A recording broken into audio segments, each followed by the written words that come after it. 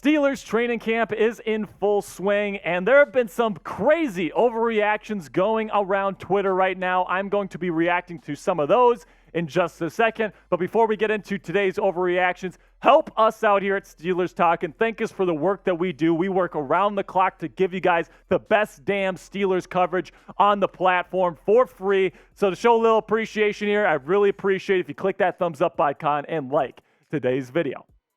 So the first overreaction today is that George Pickens has already overtaken the wide receiver 1 spot from Diontae Johnson. Now, my take on this is that it's kind of reasonable, all right? I don't think he's all the way there yet. I still think he has to prove it in the regular season to really establish himself, but I'm loving what I'm seeing from George Pickens this year, and I think he's going to be the number 1 wide receiver for the Pittsburgh Steelers this year. I compare his game to DeAndre Hopkins. The hands, the body control, the kinds of catches that this guy can make is absolutely incredible. We've seen it with a number of catches to this point in his career. We saw it with the game against Cleveland last year on, I believe it was Monday Night Football or Prime Video. I can't remember which one it was, but look at that catch. He came down with that, man. That's absolutely fantastic. And then there was the catch from yesterday where he's going over Joey Porter Jr., which is absolutely fantastic.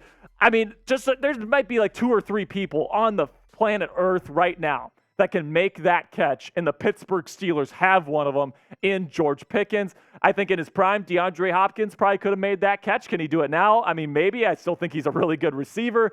But, man, the kinds of catches that George can make are special. And if Matt Canada can utilize him in the right way this year, I think he's going to be one hell of a football player over the next decade. But now that comes to the question, what about Diontae Johnson? He's still one of the best route runners in the National Football League, and you'd be 100% correct on that. I love DJ. I think that he gets open all the time, and last year he was the most valuable receiver on the Steelers roster, especially on third down. The Steelers had the number 1 third down offense last year in the second half of the season because Diontae Johnson was always open for Kenny Pickett when he needed him to be. But, you know, although I really like Diontae Johnson, George Pickens is just a special kind of dude. And listen, the job's not finished. He needs to prove it in the regular season. But I love the things that I'm seeing from George here in the early part of training camp to this point. And if he keeps it up, I absolutely think he's going to be the number 1 wide receiver for the black and gold in 2023. But I want to hear from you guys. Who's your wide receiver 1 right now for the Pittsburgh Steelers? Do you think it's George Pickens? Give me a GP. Or do you think it's Diontae Johnson still?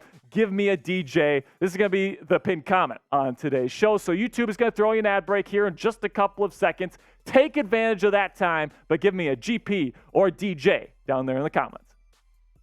Then the second overreaction from Steelers training camp that I want to talk about is that Kenny Pickett is going to be a legitimate MVP candidate this season. He is absolutely lighting it up. Now, this is a slight overreaction. Now, I think that Kenny is playing really, really well. I think that he's showing great command of the offense. He's only thrown 1 interception in the rain on a tip pass this entire training camp. That is bloody fantastic, and he's showing great accuracy with his deep ball as well, which I love to see. But listen, man, Kenny, I think that putting MVP expectations on this kid this early is a bit rich for me. I really like his skill set. I think he's a really good playmaker outside of the pocket. I think he's a great leader. But let's take a lesson from Mike Tomlin here and have some reasonable expectations for this kid. I think he's going to win a lot of football games this year. I think he's going to have a really great second season in the National Football League. I think he's going to become the undeniable leader of this football club. But to kind of put him in that range of like the Mahomes and the Herberts and the Aaron Rodgers already, and to have that expectation coming out of training camp, I think is a little bit rich for my blood. And listen, if it happens, great. I'm so happy if Kenny Pickett wins an MVP for the Steelers this year. The Steelers will be Super Bowl favorites if Kenny Pickett is the MVP of the National Football League this year. But I think that it's more reasonable to expect him to be a really, really good player this year, but maybe not on an MVP kind of level. Now, I got some more overreactions for you guys here in just a second, but make sure if you believe in Kenny Pickett as the future of the Pittsburgh Steelers, you can get his jersey from our friends at Fanatics right now. Go to chatsports.com/Pickett to get officially licensed Kenny Pickett jersey in the color of your choice, black or white. Really great selection from our friends at Fanatics, so don't wait. Get yours today before the start of the 2023 season. Use our link, chatsports.com/Pickett, to get yours today. Then the third overreaction on my list today is that Mason Rudolph will be cut at the end of the preseason, and Tanner Morgan, the undrafted free agent, is going to become the emergency third quarterback for the Pittsburgh Steelers. Now, I think this is a slight overreaction as well. I think that Mason hasn't played particularly well to this point in camp. Lots of interceptions, lots of poor throws, poor decisions from Mason, which I don't like. But listen, he's got the experience that Tanner Morgan simply doesn't. I think he's got a better arm than Tanner Morgan. I think that, with the connections that he has in the locker room, if he's forced to be that emergency quarterback, I think he's got the connections in the locker room where people are going to believe in Mason if it comes to that emergency situation. With an undrafted free agent rookie in Tanner Morgan, I'm just not too sure with that. Coming out of the University of Minnesota, it seems like he handles his business well. He's not afraid to throw the ball down the field, which is something that I like, but he just doesn't have the physical tools to be a National Football League quarterback, at least in my opinion. It would be nice to see if he proves me wrong on that. Maybe his arm got a lot stronger than from when I saw him on tape this year, but I really think that Mason Rudolph is that guy to be the number 3 quarterback. And although Mason, I will completely acknowledge, has not played well to this point in training camp, he has been a training camp loser, and he's leaving the door open for Tanner to swoop in if he plays well during the preseason. I still want to see how Mason plays in the actual preseason games, and I think at the end of the day, he will still be the number 3 quarterback for the Steelers. But let me know what you guys think down there in the comments section. Who is your QB3? Is it Mason Rudolph? Give me an MR. Or if you think it's going to be the undrafted free agent rookie from the Golden Gophers, give me a TM down there in the comments section.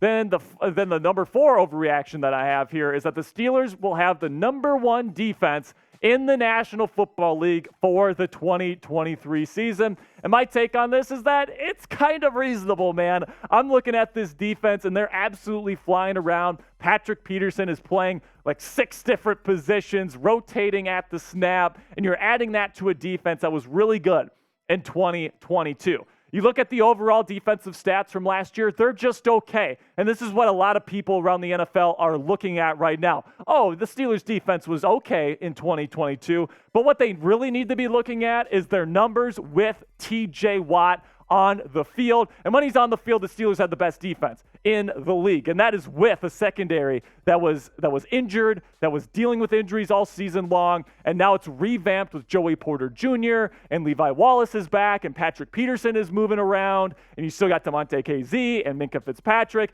I think this defense is going to play on that kind of level this year. And I think it's going to be a special group. Now, to guarantee they're going to be the best defense in the league, I think is a little foolhardy, right? There's a lot of good defenses in the National Football League. So maybe the Steelers are a top 5 or a top 3 defense, and that might be a more for sure bet. But listen, they absolutely have a shot to be the best defense in the National Football League with the pass rush that they have, the secondary that they have, and then the guys that they've got kind of moving around in the secondary as well. In the linebacking room. I am super, super excited to see what they are going to be able to do here in 2023. So now what say you guys? Do the Steelers have the best defense in the National Football League today? Give me a yes or give me a no down there in the comments section to let me know how you're feeling about the black and gold on the defensive side of the ball. Now, make sure you subscribe to the channel here for more Steelers training camp coverage. We're going to have you guys covered with takeaways from practice. We're going to have you guys covered with cut candidates. We're going to have breaking news coverage whenever the Steelers make a move, every time there's an injury. If you want to be an expert on the 2023 Pittsburgh Steelers, this is the place for you. We got multiple videos a day for you guys, 100% free. So do me a favor right now and click that subscribe button.